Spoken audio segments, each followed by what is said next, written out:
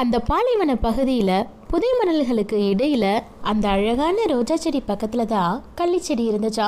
அந்த ரோஜா செடிக்கு தன்னோட பக்கத்தில் கள்ளிச்செடி இருக்கிறது பிடிக்கவே இல்லையா.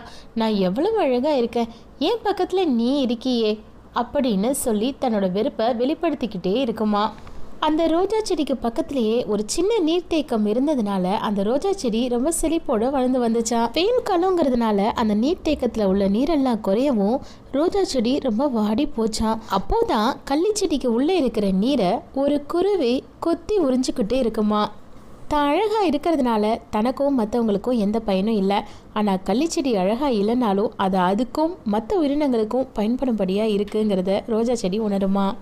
ஆமாங்க, நம்ம உருவத்தில் எப்படி இருக்கோங்கிறது முக்கியம் கிடையாது, வாழ்க்கையில் நம்ம எப்படி வாழ்ந்துட்டுருக்கோங்கிறது தான் முக்கியம். இந்த மாதிரி அழகான குட்டி குட்டி கதைகள் கேட்க மறக்காமல் சப்ஸ்கிரைப் பண்ணுங்கள்.